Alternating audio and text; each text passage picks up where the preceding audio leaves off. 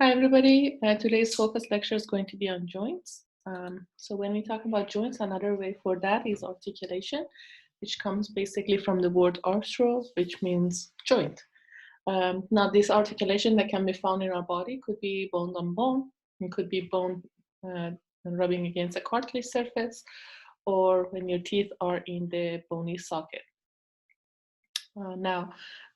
The structure of joints has multiple function. It allows the create resistance against crushing, tearing, and other forces that are present in our environment. Now, when we're looking at the joints, you need to understand that, like many other classification anatomy, we can classify things based on function or based on a structure.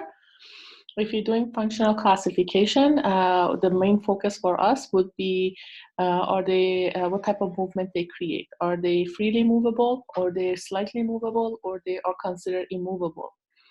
If they are immovable, the proper word for it would be synarthrosis, which is very common in axial skeleton. Amphiarthrosis basically means a slightly movable, also common in axial skeleton. And diarthrosis implied that these are freely movable, which are basically many of the joints that are found in our appendicular skeleton, which is basically your upper limbs and your lower limbs. If I'm classifying a joint based on a structure, there's two parts that I need to focus on. First, does my joint contain any type of cavity, which we refer to them as joint cavity? And second, what is the materials that are holding the joint together? Based on that, we can get three different classifications called fibrous, cartilaginous, and synovial joints. Most of the joints in our body are identified as synovial, which are also considered to be diarthrosis, as in they are freely movable. Now, we are going to be very briefly going over these joints. I only want you guys to kind of be familiar with the classification, sub-classification, and a simple example of those. So fibrous joints, which are basically a structural classification, are joints that are identified they're connected together using dense regular connective tissue. These type of joints do not have any sort of cavity. So those are the two main characteristics that are used to identify structural classification. Now, most of the fibrous joints are identified as either synarthrosis or amphiarthrosis, which basically means not movable or slightly movable. The common types of the fibrous joints are sutures, which should sound really familiar since we already have looked at the skeletal system, more specifically skull, in very detail. We have syndesmosis, which are basically the connection between your fibula and tibia on the distal end. And the last one is gymphosis, which is basically where your teeth fits into its bony socket. If I'm looking at the second structural classification of joints, these are referred to as cartilaginous joints. Now, the material that basically holds the bone together would be cartilage, and this type of joints also lack the joint cavity. So they're very similar in that sense to the fibrous joints. They're also typically identified as synarthrosis or amphiarthrosis, which was, again, slightly movable or immovable. Example of these joints are shown in the picture, and hopefully the pictures kind of help you guys understand this a little bit better.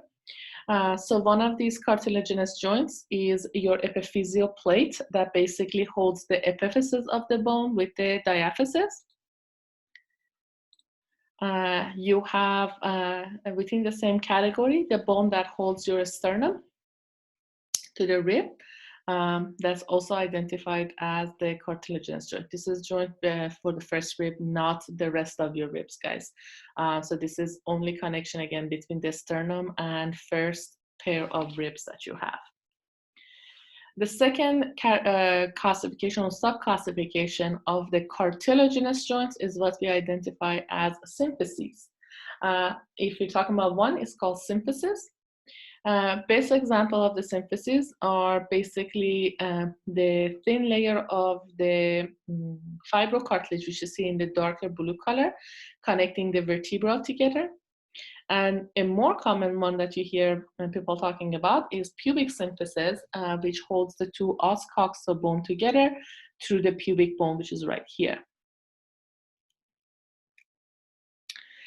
Now, synovial joints, which are basically majority of our lectures going to be about, is going to be the joints that are identified as the most movable joints.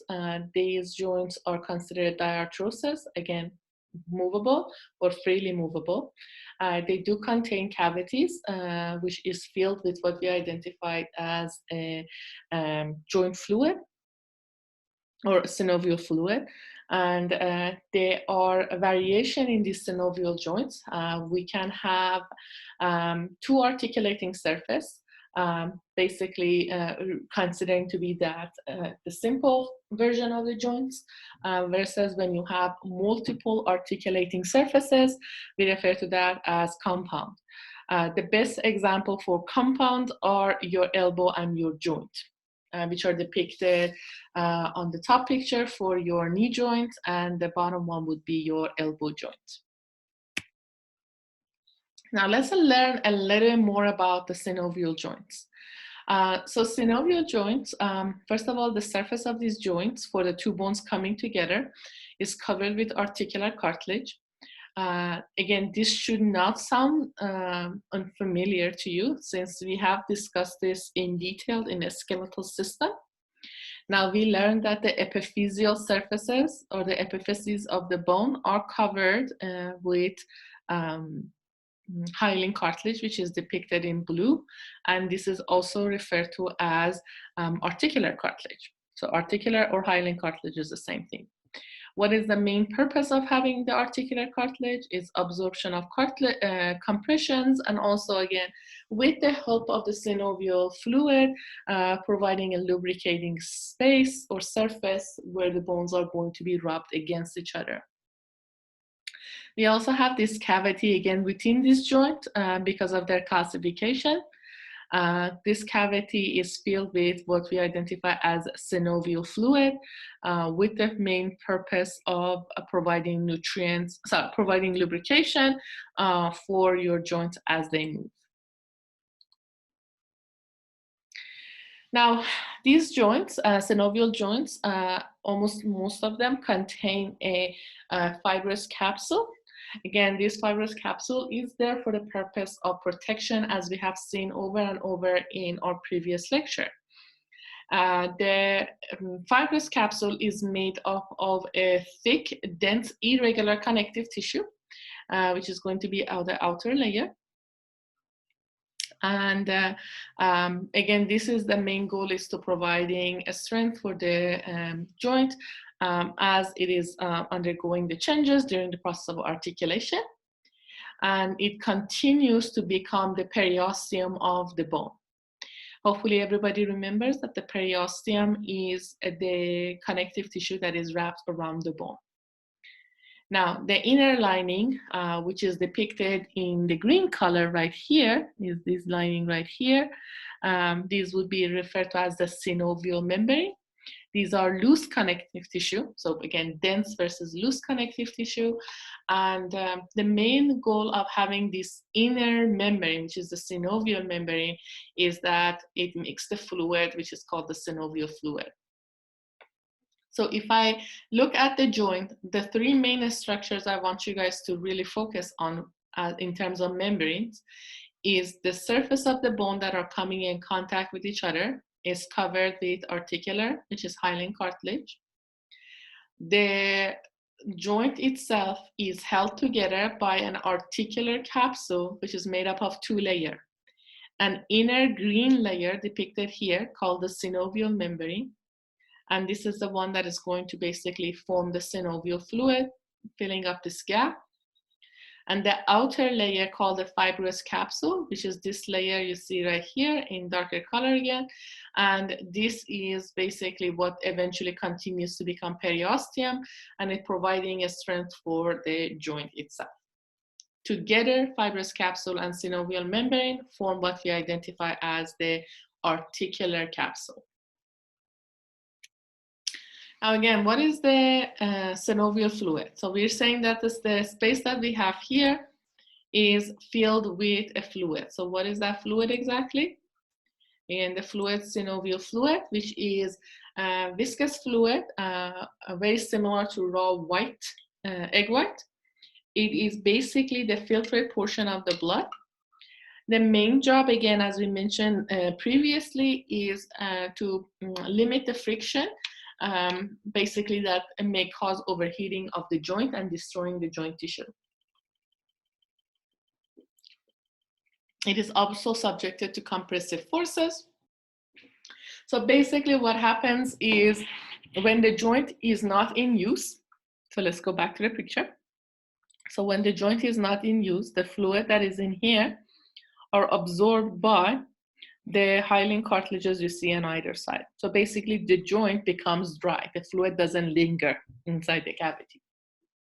Now, as you start to use the joint, what happens is these two bones become close together because they're trying to do their articulation. And as they come close together, these two blue surfaces of the articular cartilage are rubbed against each other, causing the fluid to be released back into the synovial cavity and therefore lubricating your joint. So a lot of times I tell my students, you know how like when you haven't used a joint for a while, and then you get up and it feels stiff, and then after you move it a couple times, it feels literally lubricated? Is because when you start with no fluids within the cavity, as your joint starts to move, the fluid gets released and allows the lubrication of the joint. Now, your joints are typically highly vascularized. So they do have extensive capillary network that allows the basically production of the synovial fluid. And they also have what we call anastomosis, which is basically a redundancy of the blood vessels, which again, going back to that whole idea of having a rich supply of blood for your tissue. They also, other than being vascularized, they're also highly innervated. And again, kind of makes sense. You want to make sure your joints are not placed in situation that may cause damage to the joint and effectively limiting your joint movement. So they do have a significant number of pain receptors and also ones that monitors the level of stretching for the joints. Now, when we classify the synovial joints, so the sub-classification of the synovial joints, there are a total of, well, there are quite a few of them. So they're depicted here. I don't want you guys to know the name. I don't want you guys to have a focus on this as far as you understand, based on looking at the pictures, that there are variation between your synovial joint classifications. It is good for you guys to know moving forward for your preparation, that to know these names, but it is not something that I will assess you guys for your exam. So again, take a look at them, but nothing that it will be required for your exam. So I'm going to skip these slides and then move to the type of movement your joints create. Again, I'm not really going to focus on this. It's already been described multiple times if you go back to the muscular system lecture. So you're welcome to review those in terms of your muscular system lab. So please take a look at them. And again, if you do have any questions, let me know. I do still expect you guys to know them for your exam in terms of definitions, but that's about it.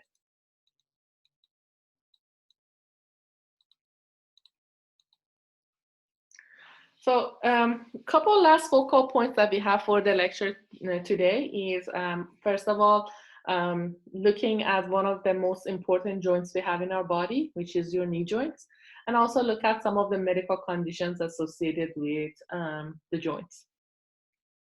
So before we dive into that, understand that there are A couple factors that affect how stable your joint is.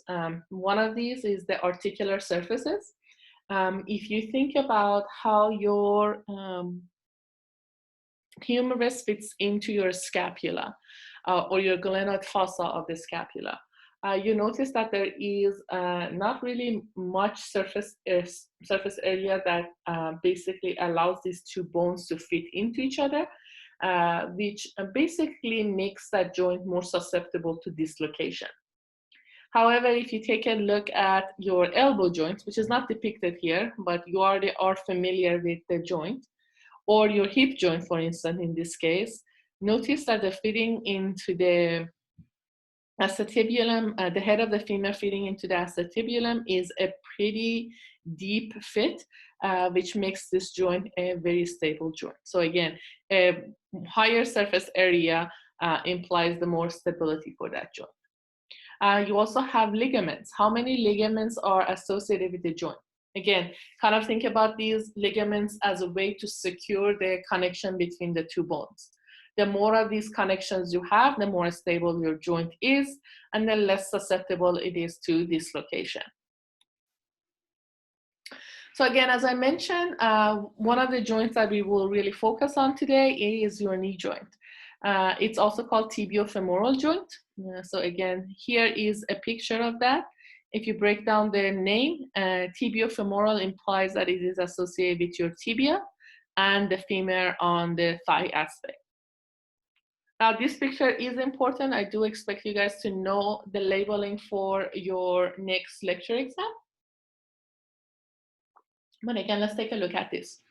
So here are your condyles for your femur. So this is basically where your point of attachment will be. So if this is your point of attachment on this side, basically the head of the femur is on this side, because that's where your tibia is. This will be your medial condyle, and this would be your lateral condyle. Now, if you look at the surface of the tibia, you have two structures right here. These are referred to as the meniscus or menisci, if we're talking about both of them. Again, if they are on the medial aspect of the bone or your tibia, they're called medial meniscus, and lateral meniscus on the opposite side. Again, easy way for you guys to remember, fibula is always lateral, making this side your lateral aspect of your joint. And tibia is always on the medial side, which makes this side your medial side. So again, you can always double check to make sure you're doing it correctly. Now, again, remember, the more joints that you have, the more stable the more ligaments your joint has, the more stable your joint will become. So you have two internal ligaments that holds the knee joints in place. The one that is in front is called anterior cruciate ligaments, or ACL. A lot of people may have heard of that in terms of some sort of a sport injury. The one that runs in the back is the posterior cruciate ligaments, or PCL. You also have ligaments that are on the outer aspect of the joint. One that extends from the tibia to the fibula. This is referred to as the tibial collateral ligament. And the one that extending from fibula to your femur is referred to as the fibular collateral ligament. You also have two other ligaments. These are the ones that are holding your kneecap in place. So the one that is associated with the tibia, which you can also see here, right here, that's the patellar ligament, again, patellar ligament. And this one that is basically cut right here, it goes and connects to the femur, more specifically your quadricep muscle or your rectus femoris muscle. So this is the same ligament right here, as you see in this picture, as well as this one. So this is called the quadriceps ligament. So quadricep ligament, patellar ligament, two on the side, which are your collateral ligaments, two inside of your knee joints called the tibial collateral, anterior cruciate ligament and posterior cruciate ligament. And then a different view of the knee, which I'm showing you here, is the superior view of the tibia. Again, if you look at this, you can see your menisci right here and right here. But please do note that inside of that is also going to have cartilage, which is hyaline cartilage. And these are again referred to as your articular cartilages. Again, different view, but you still can see your ACL right here and your PCL here. If you wonder, how do I know this is the front versus this is the back? Remember your tibial tuberosity right here, which is basically also a point of attachment for your patellar ligament right here. So that also identifies the anterior view of the tibia. Again, here is the lateral view of the joint. You can see your ACL and PCL right here as well. Now, again, as I mentioned earlier, when you have some sort of a sport injury, one of the most common type of injury you may have seen is a tearing of the ACL or your anterior cruciate ligament. Now, the force usually is a lateral force. So sports injuries are usually lateral force when a person gets hit from the side. So the damage is not visible on the lateral side, rather the force will transfer the damage to the opposite end. So in this scenario, if you try to identify the damage area, first you can see your ACL being damaged here. You can see your medial meniscus being ripped right here. And you also can see your tibial collateral ligament being ripped.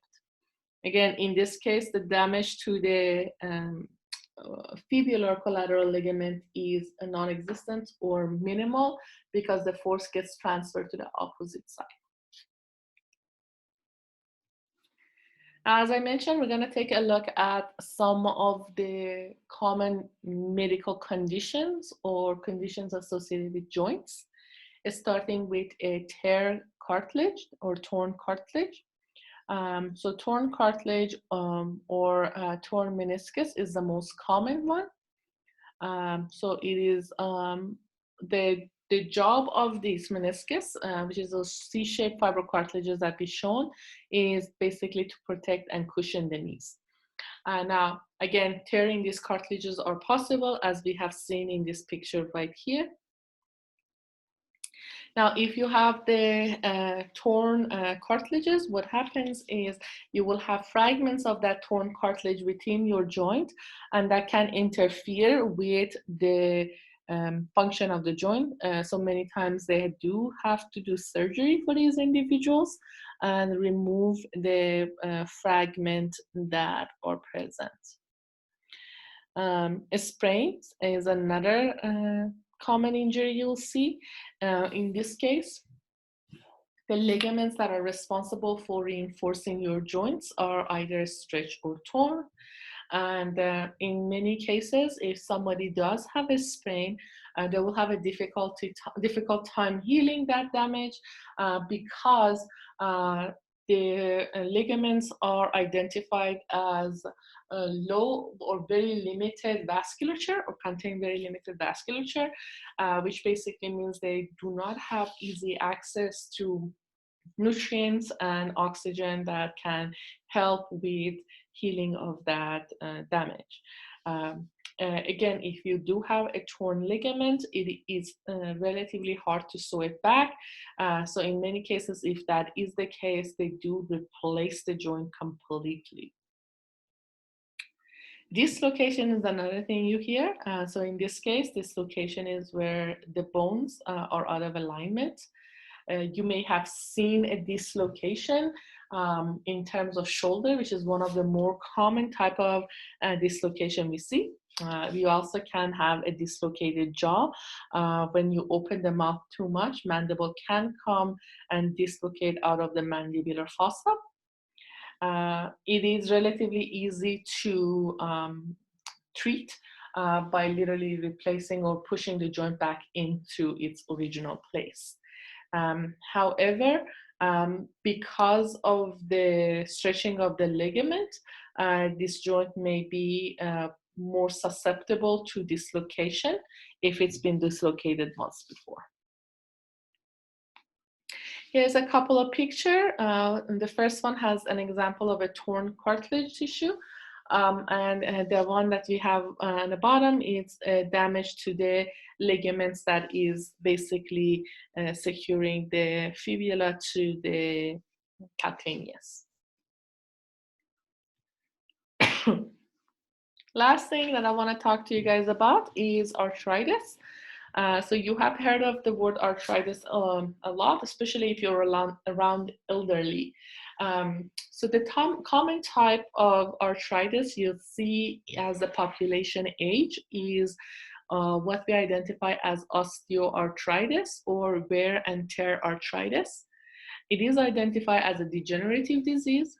So basically it does get worse as time passes by. And it has been linked to an enzyme that causes the destruction of the cartilaginous tissue that connects the two bones together or the bone surfaces together. And basically, osteoarthritis is going to be visible most commonly in the knee joint, in the hip joint, the knuckles, and the fingers. So if you hear typically, if somebody has osteoarthritis and they have a knee or hip replacement surgery, basically what they're doing is replacing the ends of the bones and the cartilage that would have been there, which is not there because, again, of the continuous wear and tear. So let me show you a picture to kind of clarify a little bit more. So the pictures you see on this side are your osteoarthritis. Here's a healthy knee joint. What you see in the white would be depicting your hyaline or articular cartilage. Again, in this case, you can see the hypertrophy of the an erosion of the cartilage. Hypertrophy of the joint, which causes the erosion of the cartilage. Again, notice that here in certain regions, there is no cartilage, which basically means bone will be rubbed against bone, and that causes a lot of friction that can damage the surface of the bone. Again, typically treated with, if you're talking about main joints like knee joints or hip joints, with hip or knee replacement surgery. Rheumatoid arthritis, which is the other type of arthritis, is known as an autoimmune disease. It is a scenario where you have your own immune system attacking the cartilaginous tissue. So the way it usually happens is you start with extra synovial fluid within your synovial cavity. That causes the synovial membrane on either side of the joint to start to thicken, and that causes the erosion of the cartilage within the joint. As the scar tissue starts to form in this in the damaged area, the scar tissue comes back as more of a tough material, almost hard material, which basically limits the movement of the joints and make that joint over time immobilized, or immobilizes the joint over time. Usually people who have rheumatoid arthritis, and they do have these kind of spikes in their symptoms, especially if they are dealing with a bacterial or viral infection. So in such scenarios, these individuals' immune system is basically working hard to deal with an infection, which basically means the autoimmune aspect of the immune system also flares up, which causes more severe symptoms in these individuals. So again, looking at this picture, you can see right here that the cartilage is healthy, what we're starting with. There is erosion of the cartilage in this picture because of extra fluid within the gap. And as the cartilage is basically trying to recover, coming back as a scar tissue, instead it forms a fibrous connective tissue depicted here, and eventually becomes a fused bone together. So if you look at this picture, you can clearly see where your metacarpals are separated from your from your phalanges. But right here, you can see the points where these connection or these separations are not as visible. So this is rheumatoid arthritis. So the main difference, if you're comparing these two, other than the fact one is an autoimmune disease versus a degenerative disease, is that this person can still move their joints. Osteoarthritis patients can still move their joints, even though the movement might be really hard for them as the bone rubs against another bone. But severe cases of rheumatoid arthritis basically limits the movement of that joint because of the two bones are fused together and there's basically no joint space left. Lastly, gouts is another thing that you may have heard of. Gouts is a result of collection of extra uric acid um, uh, within the body. This extra uric acid gets built inside the joints, and because it's normally not supposed to be there, and now it's present at high concentration, it triggers an inflammatory response, which is basically a way of your body trying to defend itself, and that causes excruciating pain in joints, especially the big toe. So basically what you're seeing is an accumulation of uric acid within the toe joint. So that's about it. And we'll continue with our next lecture. Make sure you guys work on your homework through Canvas.